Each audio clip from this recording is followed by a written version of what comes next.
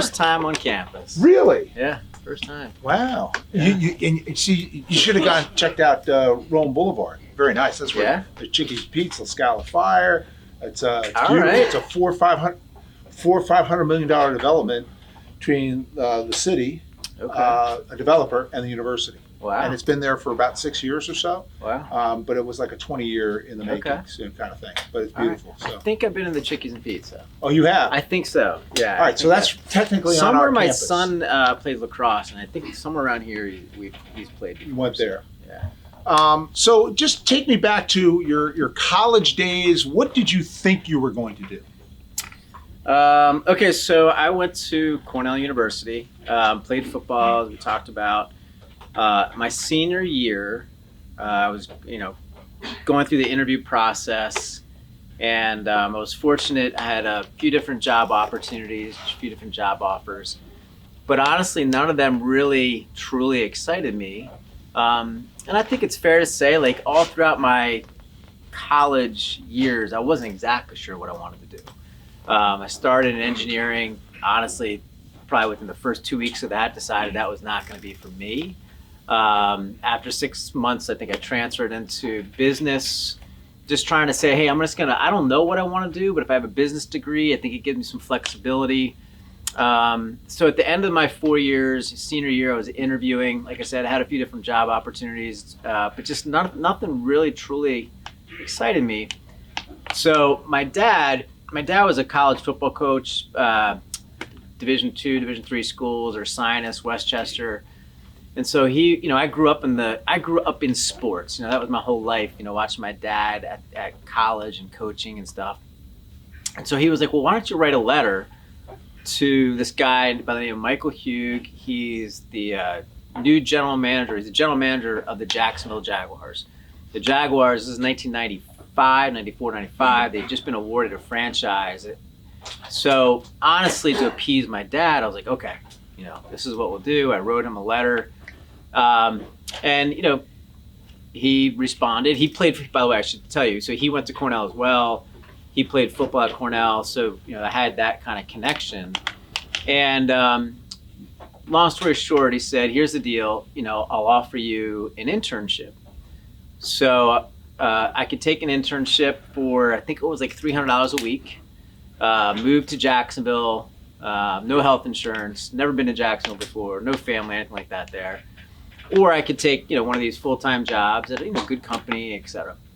And so I decided to kind of go for it, thinking, if the sports thing didn't work out, those other corporate opportunities would be there, hopefully be there, in 6 months or whatever.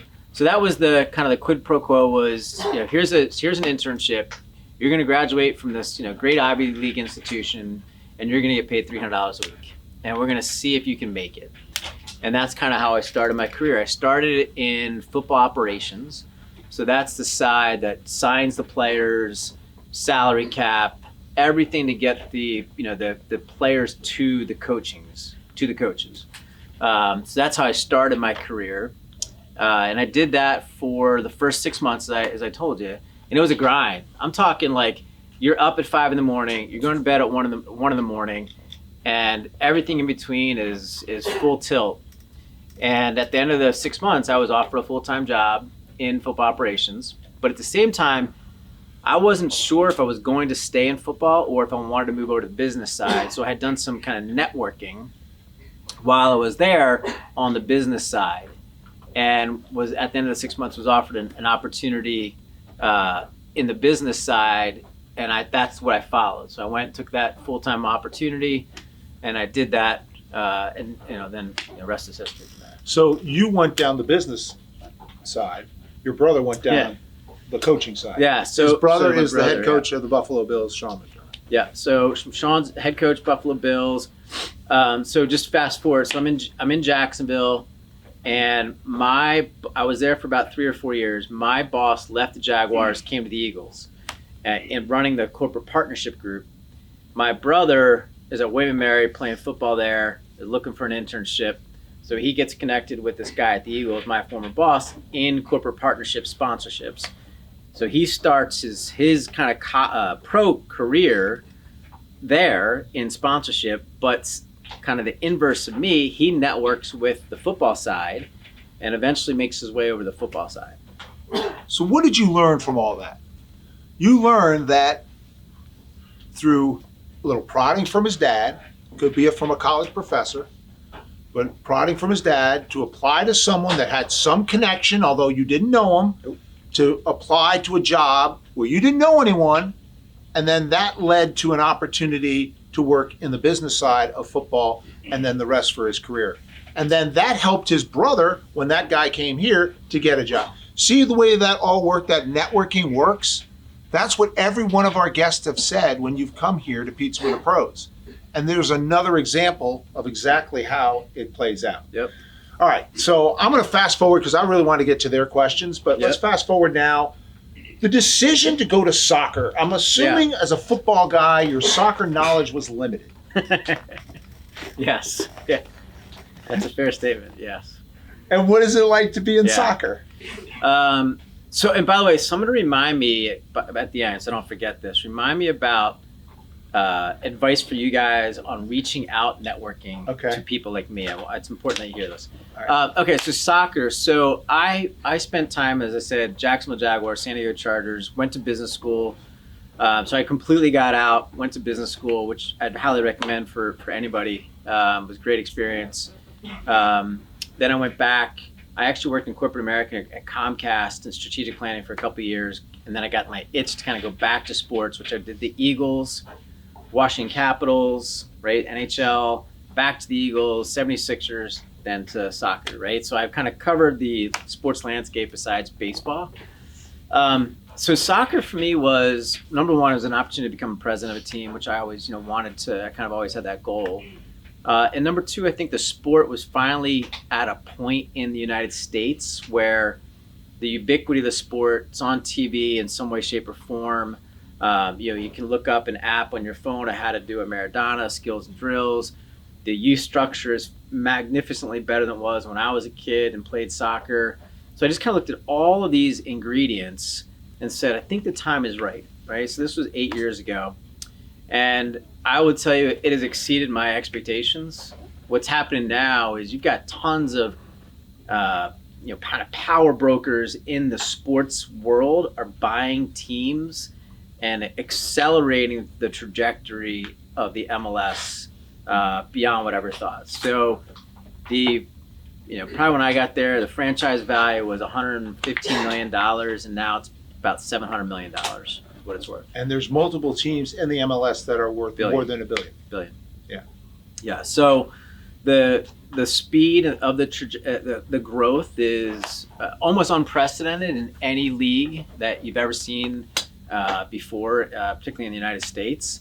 And it's just you're at this point where now you've got owners who own NFL teams, own NBA teams. The Hunt family from the Kansas City Chiefs, the Arthur Blank from the Falcons, the Kraft family from the Patriots, and so on and so on. These are the guys owning these teams, and they know how to do this. They know how to build value in a league, build value in their teams, and it's fueling soccer and the growth of soccer. You look ahead, and obviously people will point to, or now, right, with Messi in the league, people will point to the World Cup coming and saying, hey, there's a lot of kind of key touch points that could really continue to accelerate the sport. All right, a lot to talk about. You can go in a number of different directions. So we'll start out. Who would like to go first? Go ahead, John Carlo.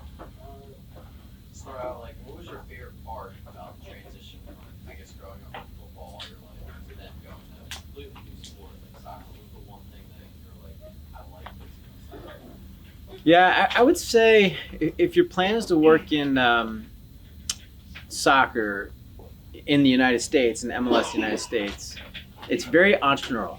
So if you have an entrepreneurial spirit to you, it's fantastic. If you're in the mindset of I want to build something brick by brick, it's great.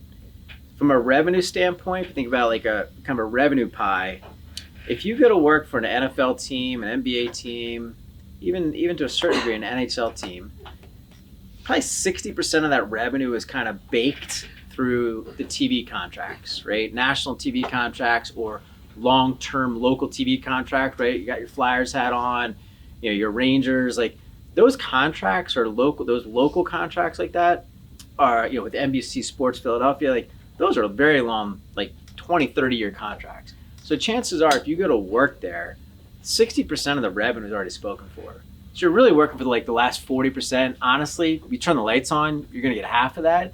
So your ability to move the needle, you're probably talking, 15 to 20% is really what you can probably move the needle on, right? MLS, it's 90 cents on the dollar. It's 90% of that revenue pie. That's really what you can influence. So if you like building, you like that entrepreneurialism, awesome. If you're more of a steward of the brand and something that, in the NFL, like I said, like those brands are built. That doesn't mean you can't influence them, but those are very established brands. And so a slightly different person, I think, is better in each one of those different scenarios. Very good. Right here.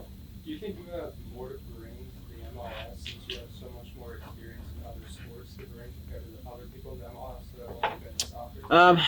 Well, I'd like to think the answer is yes. I try to hire. I like the. Let me say it this way: there's not a big difference in working between MLS, NFL, et cetera, et cetera, et cetera. Like on some level, they all do the same stuff. We sell tickets, you sell sponsorships, you do marketing, you do broadcast, you do community relations, so you sell suites. Like it's all the same stuff. It's just packaged up a little bit different. There's nuances to the sport that make them a little bit different. So if you're on the business side, you can absolutely go from sport to sport, league to league, and not miss a beat. So I think having had the opportunities to work in a lot of sports and bring those kind of backgrounds and skills and experiences is certainly valuable. It's funny, I actually had this conversation with my brother. That's a big difference. On the business side, you see business executives change teams and change leagues fairly frequently. It's not that big of a deal. But you don't ever really see somebody who's a football coach, right, transition to another league, or a soccer coach and transition to another league. It doesn't happen. So on some level, I kind of challenged him to say, it'd be interesting from your perspective, from a sport perspective, have you spent time with the coaches at other teams and what do you learn from them? I'll give you an example. Like on our side, our owner's very innovative. He likes to kind of think differently about, sports and business. And so one of the things he said was, in soccer, like how can we be different? How can we be innovative in soccer? And so his one thing that he kind of points to is possession matters in soccer. The ability to possess the ball, right? It's kind of obvious. We actually don't play with a ton of possession, but in general though, like possessing the ball is probably, it's a good thing generally. So if the ball goes out of bounds, right, you have a throw in. And what we found is like most soccer teams aren't going to necessarily spend tons of time on like throw-ins. But if I throw the ball into you and 50% of the time you win and 50% of the time the ball goes to the other team, like that's probably not we'd love to keep the ball.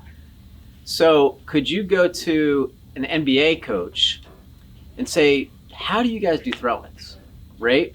When it's 5 seconds on the line and you're an NBA team and right, you've got to score, you've got to get the ball in bounds, what happens? They have plays, right? They have different plays to do that. So what can we learn around throw-ins that we can adapt from the coaching standpoint? So like that's like a different way of thinking about it. I'm not saying we've been like amazingly successful at it, but like it's just a different way of trying to be innovative. I know like Jay Wright or some of the college coaches have utilized different professional coaches here in town and met with them and kind of pick their brain a little bit about how they go about. It's more about the leadership. That leadership. Kind of thing, right? The leadership part. 100%. All right, Sean, you got a question? Yeah. All right, what do you got? What kind of politics do you have to deal with in the business side?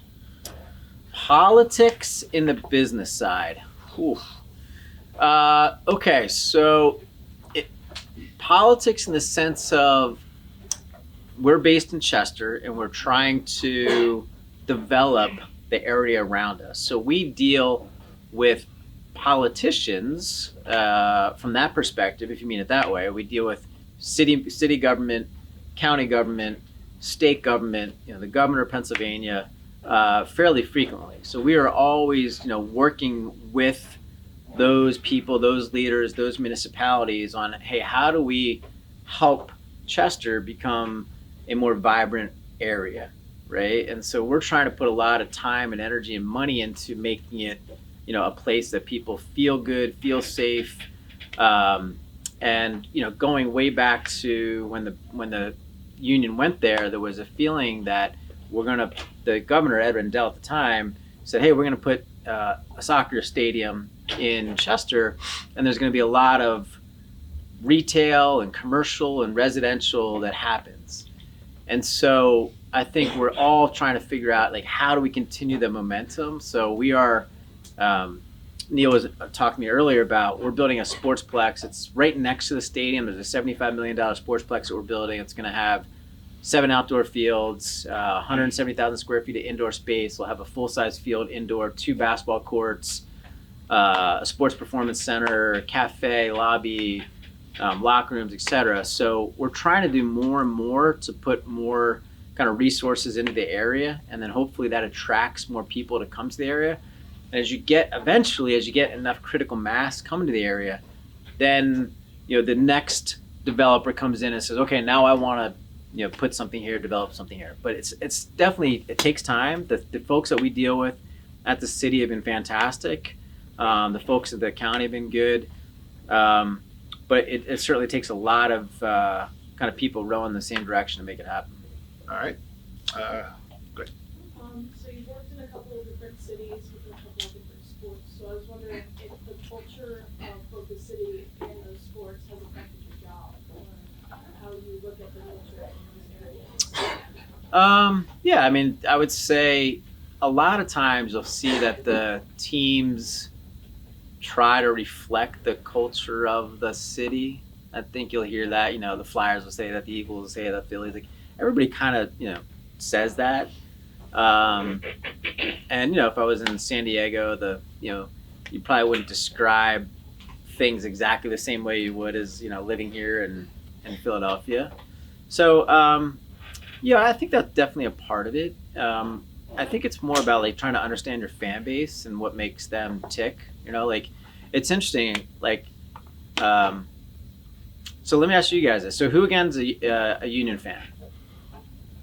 Okay, not a ton. How about who is a soccer fan but not of Union? So is that Premier League or a little bit Premier League? Okay.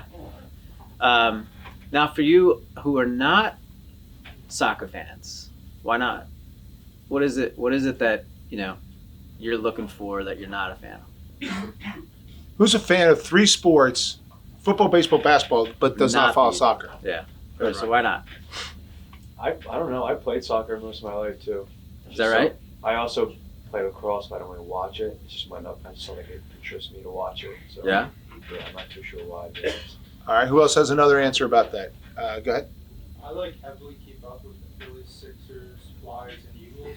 Adding another team would kind of be a lot better. Yeah? Yeah. He's got overload. Overload. He's okay. overload, man. That's He's fair. overload. That's a good answer. All right. What else? so- Yeah. Wait. Wait, okay. Were you saying it? Me? Yeah. We Yeah. said- I've just never really been into soccer. Like I played baseball, basketball, football growing up, or whatever. Just never. Didn't play it, so didn't follow it. So I figured Okay. I would get into it. But that is changing. What do you want to add? same as like my upbringing, like football, baseball, never soccer. Like we always had like my coach would say in high school, if you can't do this, go play soccer. You know what I'm saying? Yeah, That's how yeah. that's how- Yeah. Okay. McCormick, you wanted to add something? Yeah, I feel like it's not as professionally accessible to us growing up as like baseball, Yeah. basketball has been. Yep. Who in here has had his experience where you played soccer, maybe little kid at some point in time played it, but you're not a fan of it? It's interesting. So one of the things that I find really intriguing is like soccer is kind of like this universal gateway to youth sports. Like moms and dads that are out there, you got the 3-year-old, the 4-year-old, whatever it is, and most people be like, all right, this is how you're gonna start. Like you're gonna start your sports life in playing soccer. It's safe, good exercise, you're running around, etc. But yet it's interesting because I think there's a lot of people like yourself where you did that as a kid, but didn't connect to the sport or didn't connect to the team. And so we got to figure out why that is. So let me see, this was probably 7 years ago. My daughter, she's like, at the time she was like a 7-year-old, and we're out at her, club soccer team game. And as I looked down the sidelines, all the moms and dads there, it was a Sunday, right? And they're all wearing Eagles, right?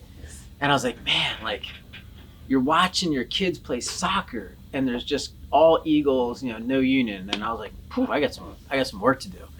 And then that same year, I was at, again, my daughter's soccer game, and it was halftime. So I get up and I'm walking down the side, like go to the bathroom or something like that.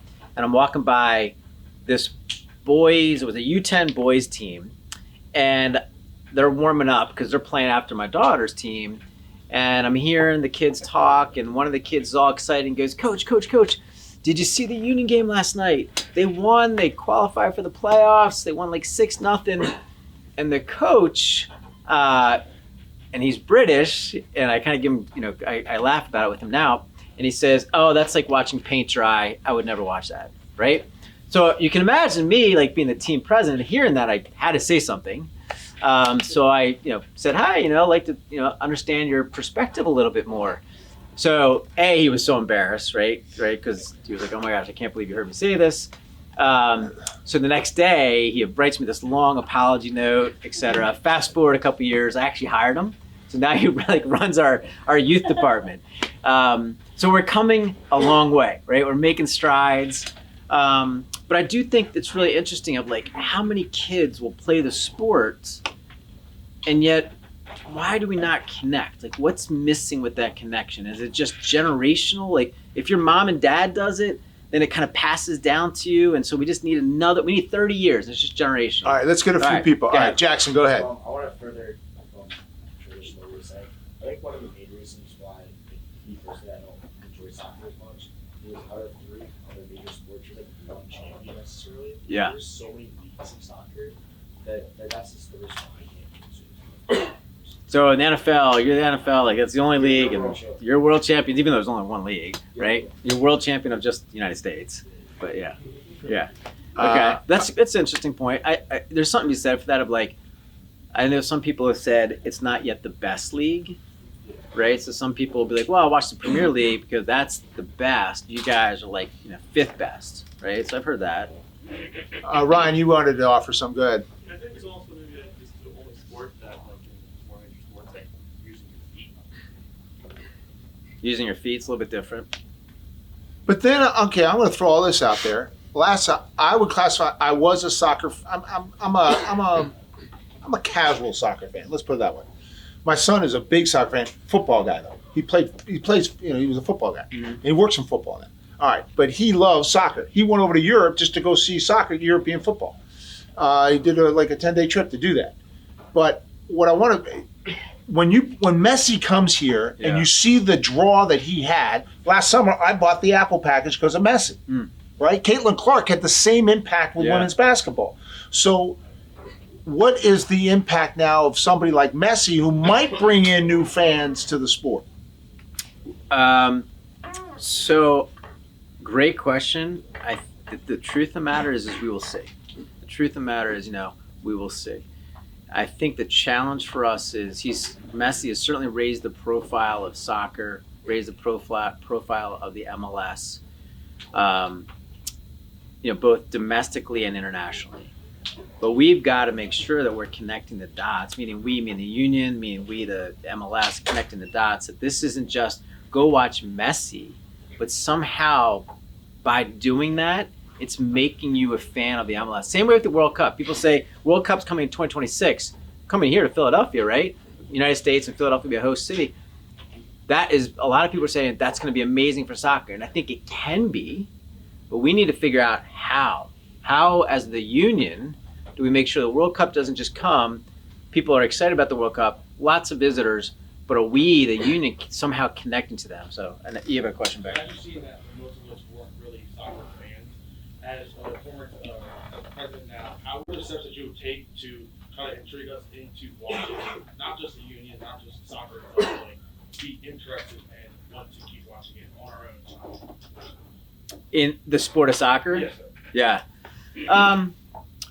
So I would say here, I'll tell you my observations of soccer. As you said, I didn't grow up in the sport. I played a little bit as a kid, but I didn't grow up in the sport. And I think my observations now are, it's a lot more physical than I thought, than I imagined and probably gave credit for, right? I was the football guy, and so, but when you play, it's a heck of a lot more physical. The guys are running anywhere probably between 6 miles and 9 miles a game, which I don't think I understood that too. So just general physicality, endurance, cardio, and I'd say when you can appreciate this more in person, the speed of which they play and the decision making is massively faster than I probably expected. So I think from a sports standpoint, I think I probably underappreciated what it meant. I'll also say this. I am not a fan of when I see players, flopping, the guys that get hit and they act like they were shot. Like I'm not a fan of that. I don't, if my kid was doing that, I would not be accepting of that. So I think there's still an element of that, cleaning that piece up in the game. I would be all in favor of it. I think in our case, like we have a really unique story. I don't know how many people know about this.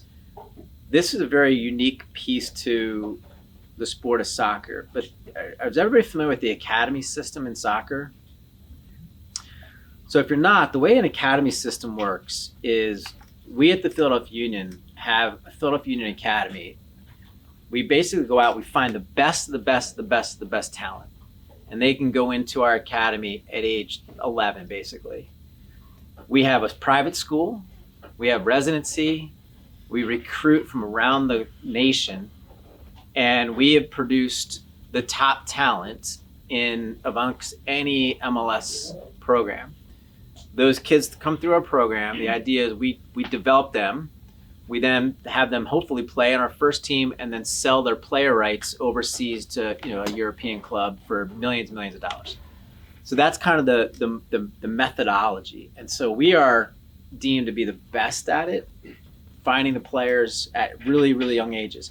In fact, we actually have kids that go, our academy, we say it starts at like U12. The truth be told, we have a pre-academy that's like 9s, 10s, 11s, 8s, 9s, 10s, 11, and then we have a program that one of our owners funds called Swag, where they go into basically a lot of inner city schools, inner city regions, and provide soccer at no cost to kids. And some of these kids they are unbelievable, like unbelievable how talented they are. So the way that I look at soccer is like we are on the right trajectory, but we got to continue to get the sport in front of more kids who might not otherwise have a chance to play. You just had a record sale of a player to Europe, right? Didn't you from your academy? Yeah. So we've had several that have gone overseas, and now we have a kid who's 14 who is deemed to be basically the best in the world. And so Manchester City, we're doing a deal with Manchester City. So he'll play with us for a few years and then he'll eventually go over there. Is that part of the plan though? I mean, here you have, I know. he's been with you guys and now you're going to lose him to Man U. So this is the part that I think you talk about working for other leagues and teams. It's a little unique. I'm like, wait, you have the best player, and your best player, if you're in football, you'd be like, hey, the best player, we're going to ship him off somewhere. No, you wouldn't do that, right? So that's the part that is definitely takes a little getting used to. And, over time, I think that changes. So right now, we develop these players we sell the player rights over to another team, we get the money back, we reinvest the money to do it again. Over time, and this is where I think you'll see the sea change happen, when that stops and those kids who are coming up through the American system go, nah, I'm playing here. I'm playing here. You're going to pay me the right amount of money to stay. I want to be here. And then the next kid, the next kid, the next kid. And I think that can really change. I think the other piece that changes for the sport in the United States, if Team USA, U.S. men's national team, if Team USA can be a perennial top 5 in the globe, then I think it all changes as well. So if you think about U.S. women's national team, like this, they have tons of coverage, a lot of followers, a lot of stars that you might know, and they sell out major stadiums. They've been number one, right? They have been number one. A little down right now, but for the most part, they've been number one. I think if the men's team, which has never been close to that, could be top 5, now ESPN's going to cover it. SportsCenter's going to cover it. All the NBC Sports of the world are going to cover it, right? And when that happens, now you have it on TV much more. Now you have much more media attention. Now you have entertainers and musicians and celebrities getting behind it. Now you have kids wearing the jerseys like you're wearing the Rangers jersey, right? The kids are going to wear the Team USA jersey. And I think that could change soccer in America in a big way. All right. Yes, Jordan, would you like to rebut his Ranger pick on you? Appreciate the shout out. Yeah. I'm just curious, when do you think that transition might happen? Because soccer is very unique, where as Americans, we always think we're the best, but soccer aren't. And I don't think some people realize that MLS teams, although it's seen by players less, a team such as the Union could play a team like Man City in the Club World Cup. I Yeah. don't think many people realize that. Right. It is the same level, just not in popularity. So when do you think players like, not Messi is, when do you think that transition is going to happen? Boy, that's really a kind of the golden question that we're trying to figure out. Like, when does that happen? I think there's a little bit of salaries have got to get to a certain point where somebody says, I'm not going to leave and go to Europe, or if I am in Europe, I'm going to come here earlier. And that is happening, right? So over the last decade, MLS would bring in the end of their career 35-year-old player. Now they're bringing in the 25-year-old player. So that part is happening. America is seen as a place where people want to be. Like if you're from another country, people like having being here, living here, having a family here. So that's good. I think, like I said, the salaries. When the salaries get to a certain point, that'll certainly be helpful. And I don't. Part of me wants to say we're not that far. Part of me wants to say that we're not that far. And what I mean by that probably is, I think our ability to produce top talent is really close. We don't yet get the credit for it, but I think we're pretty close. And so the reason I partially say this is if I look at what's called the Generation Adidas Cup. Generation Adidas Cup is basically it's U17s, right? So all the best U17 clubs from around the world come and they play. Our Philadelphia Union have won it 2 years in a row. Our kids are going head to head with kids who are going to play at you name the place, and we're going head to head and beating them. And so I feel like we're close. I really do. Like the talent we're getting, the inputs that we're getting to kids playing soccer, our ability to develop the sport is better. Like when I was a kid, you'd be an 8-year-old kid. They put you on a 100-yard field. They'd roll out a ball. Like that's how you played soccer. You'd play an hour and a half on Monday. You'd play an hour and a half on Wednesday. You'd have a game on Saturday. Today's youth sports has changed dramatically, right? Changed dramatically in every sport, whether you're lacrosse, whether you're soccer, whether you're wrestling, doesn't matter. It has changed. A lot of people don't like it because they say what's happened is it's forcing you to specialize.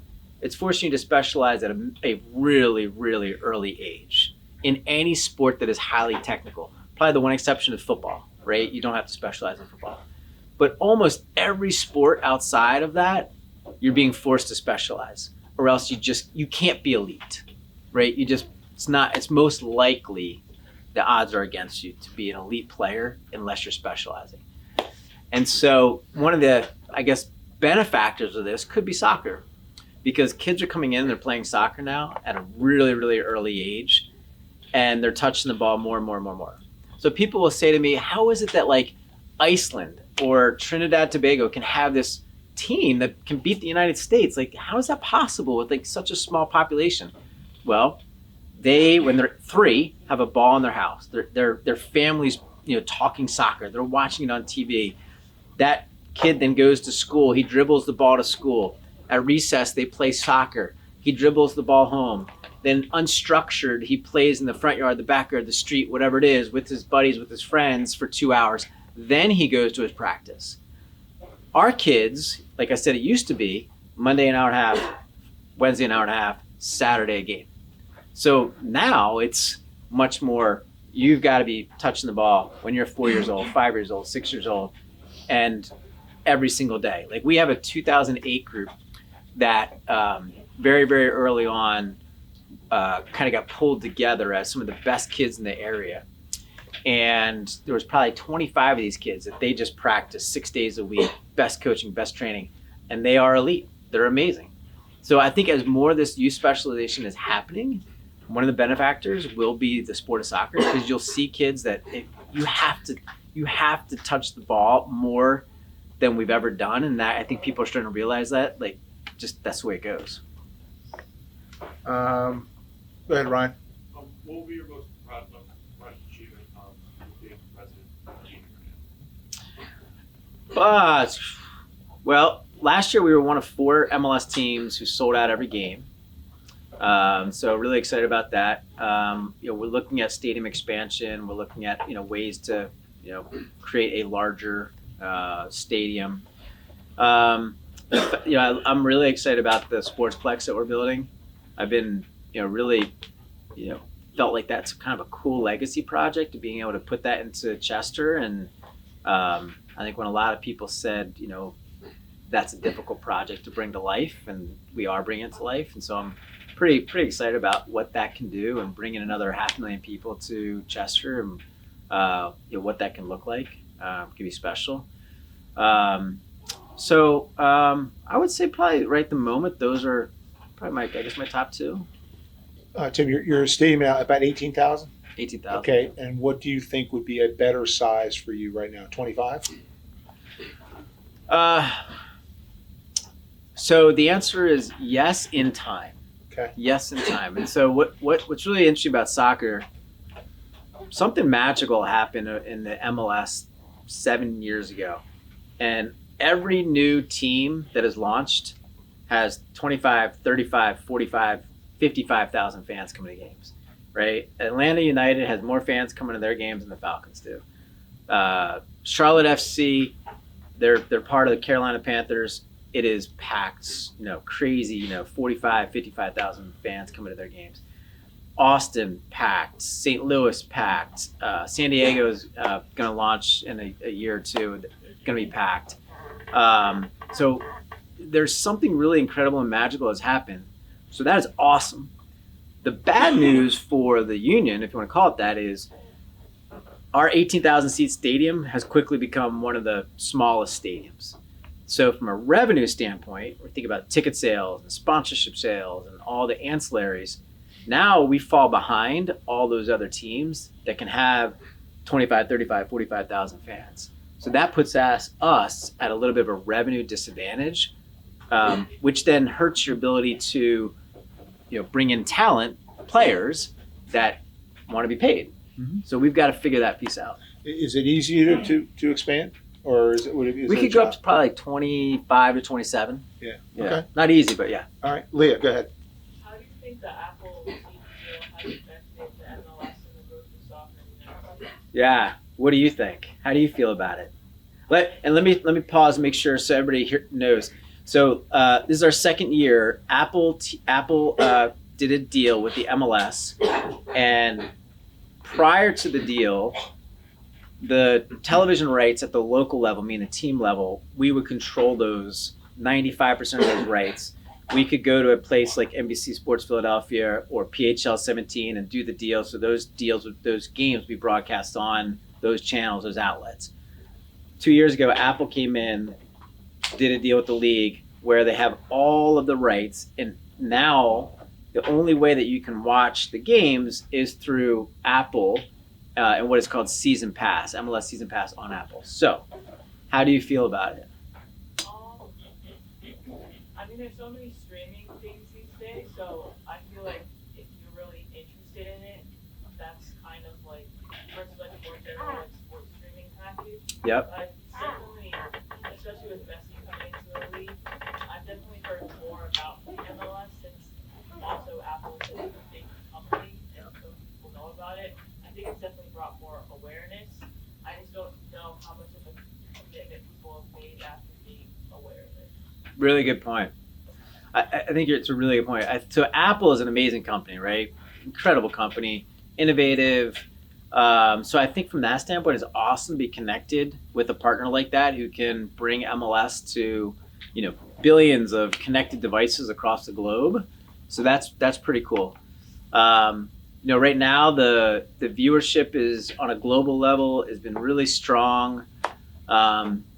They are incredibly innovative. So if you think about their roadmap of kind of like what can they do through a streaming platform, very innovatively, like amazing. I think the plans that they have will be, really well received.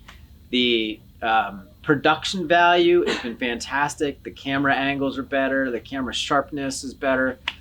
But we still have to figure it out, right? Like this is a unique, we are the first league to ever do something like this and put all of the games behind a streaming service. And as we think about growth, how does that marry up with growth? And we still have to figure that out. They paid $1 billion for that. They paid, yeah. $1 billion. So $1 billion. Go ahead, Sam. You talk about Apple being innovative as a company and making a great production value, but were there any other companies that went to you guys, like Amazon, that said, hey, we want this package for just Amazon itself, and what's their bidding war going on, and how long was that type of deal in the works? So I'll give you the answer to the best of my knowledge, because what happens is the league itself controls that negotiation, right? So when the league said, okay, all of the rights were coming up for renewal, they started to prep the teams to say, you guys have TV rights with, in our case, with PHL 17. They said, your PHL 17 deal can only go until such and such year, because what we want to do is be able to take every team and their rights and negotiate as have as much leverage and power as possible. And that's effectively what they did. So those rights, those negotiations are handled by the league. So I don't want to sit here and speculate on how many bidders there were or were not. I think it was, I'm sure they spoke to every Amazon and, every streaming service as well as national or audio network there is out there. And so yeah, I'm very positive that all those companies were engaged in some way, shape, or form. What I like about the Apple deal is I know as an MLS fan, I know exactly how to get the game. I can go to Apple every single game. I could be sitting here, I could be sitting on a bench, I could be sitting in a bar, I could be sitting at home, and I know where to get the game. What's interesting, conversely, is if you see what's happening in the NFL, and I'm not saying this is right or this is wrong, but they're splicing and dicing all of those rights up. And now sometimes I go, man, where's the game? Is it on this channel, this streaming service? It's on Peacock, it's on NBC, it's on CBS, it's on Fox, and sometimes I'm like, holy cow, like I don't know where to find the game. And I do wonder a little bit, have they gone too far with that slicing and dicing and like, where do I find it? Or, you're laughing? What do you think? I don't know. I find it interesting. You find it interesting that they're on all different platforms? Yeah? Like very diverse. It's interesting because I really don't watch soccer, so knowing it's on a bunch of different shocks me. Yeah. So I don't know. I'm not sure if the NFL has gone too far with slicing and dicing, but I do say I like the fact that I can go to one place, find the game. If you're the NFL and Amazon gives you $150 million, You'll take it. Peacock gives you $150 million for one Right, game. Right? You take And Peacock's Yeah. retention rate from that Kansas City playoff game was Yeah. that against Buffalo? Was that the Buffalo? Was It that was Buffalo? Buffalo. Buffalo, It yeah. was Buffalo. 72% was the retention rate Wow. to this day. Yeah, that's amazing. 72%. That's amazing. So did it work for the $150 million? Probably did, because they're trying. It's just like Fox overpaid for the NFL when Fox started out getting the NFL rights from Yeah. CBS, right? They overpaid. Yeah. And it built a network. Yeah. They're trying to build Peacock. Yeah. Everyone jokes on Peacock. So we'll take a couple more questions. All right, Sean, you've been very patient. Go ahead. I was gonna say ESPN has their own soccer analyst now. Yes, ESPN has their own soccer analysts. They've had a series of them. Guys like Taylor Twellman and others. And so what it's interesting on that point about ESPN. Like one of the questions that we are still trying to figure out is, by going to Apple, do we still get the coverage from the ESPNs, right? And we're still kind of studying that because you'd hate to think we were on an ESPN, right? And do they decide not to cover us as much because we're no longer there? Well, they're certainly going to cover the programming that they have rights to, right? They're certainly going to promote those sorts of properties. So It's the same decision the NHL had to make when the NHL left ESPN, and it's the same decision. Now they're back with ESPN, and ESPN is showing more hockey now. Hockey highlights, Sure. and obviously 100%. having the games. 100%. All right, a couple more questions. Who has one? Right here. How was your experience working for the Philadelphia Eagles? It was good. I was there twice. The first time as senior director of marketing at a time was 2004. I think I started there. I think I have those dates right. I think at a time when their brand was it started to really take off, right? Terrell Owens came and a few others, and we had the Super Bowl run to play the Patriots, lost the Patriots. I also planned the parade. That was not fun. So I planned the Super Bowl parade that never happened. So I'm down in Jacksonville, and I'm in the hotel for 7 days in this hotel, in the basement of a dungeness hotel, and planning this parade. And I've got this book, and I'm at the game, and it's the parade plans. And we lost, and you're just you're looking at this. I literally didn't see the light of day for 7 days planning this parade. And you're like, what do I do with this? Right? It's dumb. They did eventually use it. Yeah, they did. They did eventually. Yeah. So, look, I think it was. I had a great boss. Learned a lot. Very strong brand. I think when you work in the NFL, versus maybe some of the other leagues, on some level, I would say, how do I say it the right way? It's easier in some level. And what I mean by that is, if you're in PR, as an example, and you've got you're going to do a press conference, okay?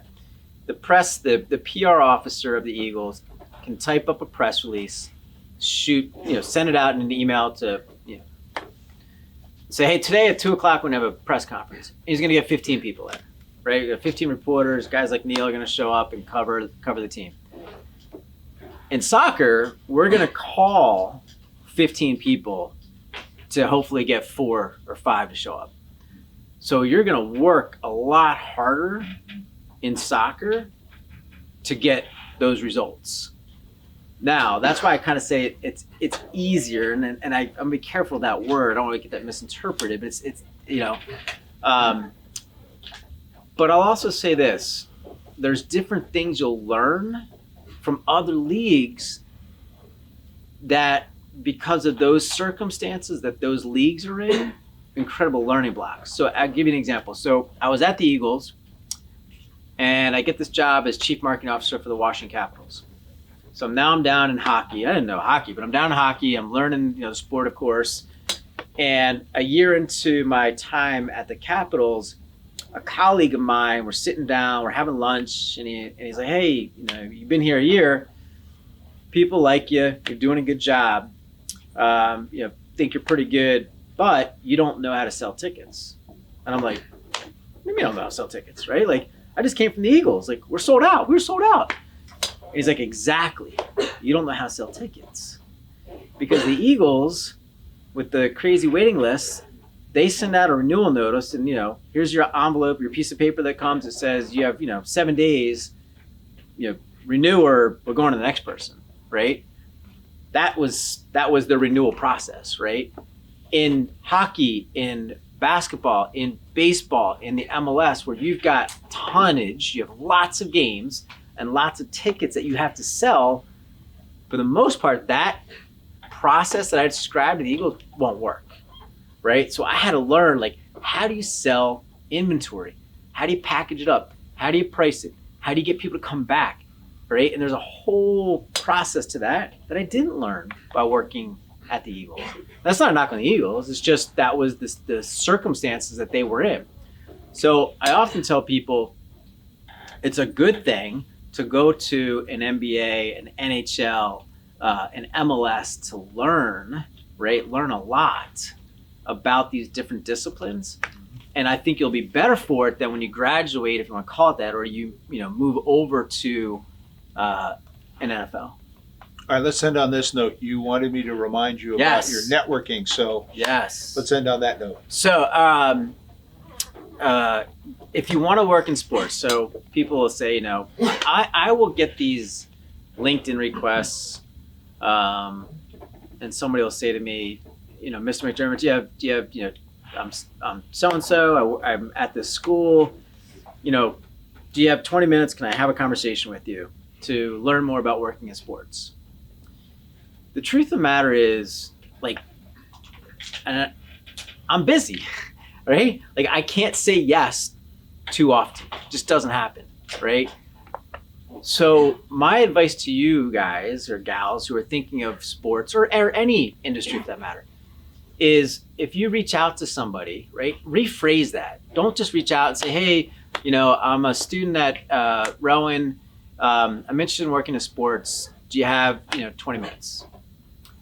If you were to come to me and say, I'm a student at Rowan, I just did a thesis on how the MLS can grow their fan audience, how the Philadelphia Union can improve or increase their season ticket base. Do you have 20 minutes that I can talk to you? I'd be like, yeah, I want to hear that. I want to hear what you did, right?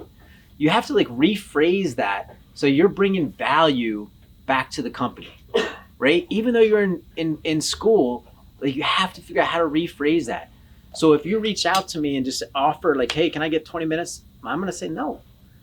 Tell me what it is about you that's unique, right? What's special? What do you bring to the table? It doesn't, I get these resumes from people and they've graduated, and I'll see their summer internships, and there's nothing on there that makes them stand out. There's nothing in that resume that says, do you want to work in sports? Show it to me. Prove it to me.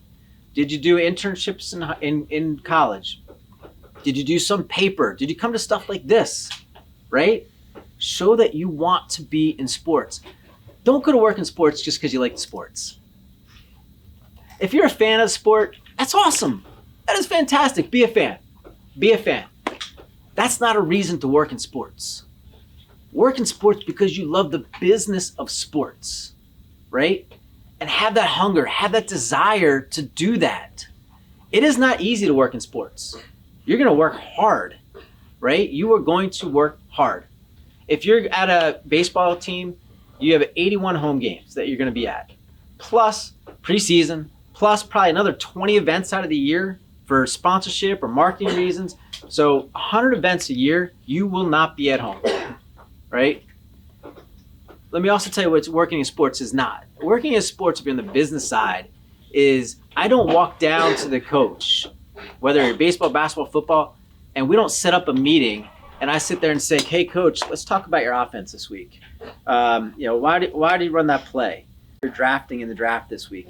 You're the business side, that does not happen, right?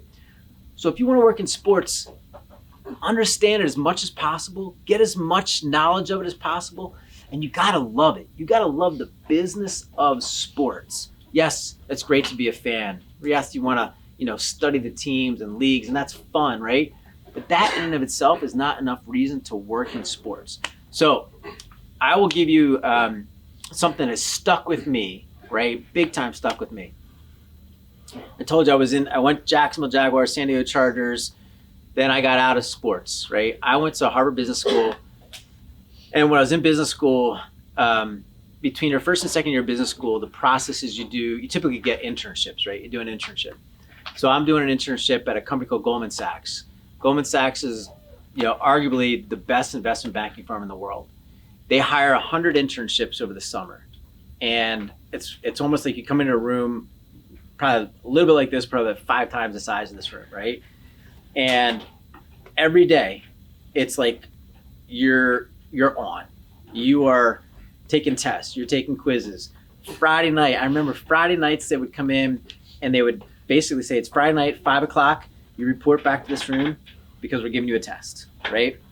And so the environment was like major, like hardcore. And so here's the other part of it. It was on you to reach out to the current employees to set up meetings. So while you're an intern, they don't do it for you.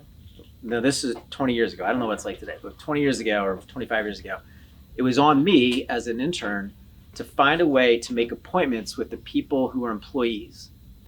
And what would happen is you would basically pull up a chair next to them and they would kind of interview you, right? That's basically what they were doing to kind of, after your little 20, 30 minute, they'd give you a thumbs up or thumbs down, essentially, right? That's kind of what's happening. So they were gathering data points on you as an intern. So one day I reached out to this guy and he was on the equity sale. I think it was equity sales in like technology, right? So I sit down, I bring up a chair like this. He's looking at probably 4 different computer screens. And I start talking to him. I'm like, so, what business school did you go to, right? And why'd you decide to go to work for Goldman Sachs? And, what are you looking at on your screen and all this type of stuff? And he goes, like 15 minutes into this, he goes, just stop. Just stop. I was like, I don't get you guys. Every single one of you does the exact same thing. He's like, don't you understand how this works? He's like, you're coming next to me. You want to work here, right? At the end of this half-hour session, I'm going to basically give you a thumbs up or thumbs down. What could I possibly know about you? What could I possibly say about you that makes me think that you should work here? You ask me these silly questions of like, what business school did I go to, or why'd you come to work for Goldman Sachs? If you want to come work here, if you want me to give you the thumbs up, bring me value. Bring me value. So in his world, he's basically buying and selling stocks, and in particular, the technology sector, right? So he goes to me, tell me what's happening in the Japanese index. Tell me what a semiconductor stock I should buy or sell. If you had come to me with that knowledge, if you'd come to me and say, hey, I've got this company, it's in the technology sector, I know you're a technology expert, it's in the semiconductor space, here's 3 companies I thought of that you should be considering buying or selling, right? Now, I'm bringing him value. Doesn't mean he's gonna agree with me, he may disagree with me, didn't even matter. But now think about when I would have left that meeting with him, he's like, wow, this guy came prepared, he knew what I did, he did something that I was like, wow, that's pretty sharp, that's smart. I'm gonna give this guy a thumbs up, right? So let me fast forward a second, going back to that Eagles question about the Eagles. So I'm at the Eagles, and I think I was chief marketing officer. This is like the second time I'm working there. And I have a young lady come to me. She had done her internship, and she said there was a summer internship. She comes up to me and she said, hey, my last day is coming up, and I'm kind of curious, like, do you think I'll have a full-time job? And I said to her, well, every night that you've been here over the summer, every night I left at 8 o'clock at night. Every night you left at 5. Did you ever once think that there was something that you could do to bring me value? at the time we were really focusing on youth and kids and how do we get more kids to like the Eagles. So I said, like, why wouldn't you have just gone and like put together a PowerPoint deck on here's ways that you can improve the fan base with the Eagles fan base amongst youth, amongst kids. Even if you got it wrong, even if I thought differently, I'd be like, wow, she did this on her own, right? So that's an example of what I'm talking about, right? So it doesn't matter if you're an intern, in college, first job, second job, like bring value. I'm smiling because Mike Gaddy and I are smiling because with a lot of the freshmen that were here before Pizza with the Pros, we delivered a very similar message. And I hope it is loud and clear after hearing it from a president with the wealth of the background that Tim has, that you acknowledge it and understand it and implement what he just talked about. We said, don't go in and say, yo, man, I'm a big fan of the Eagles. I love the Eagles.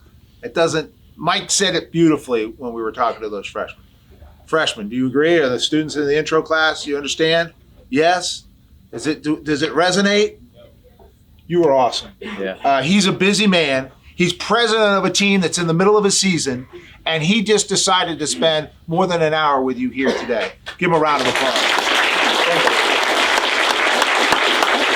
Thank you for a great year, great semester. Good luck with finals and all that. Thank you, Tim. Yeah. And guys, have a great summer too, all right?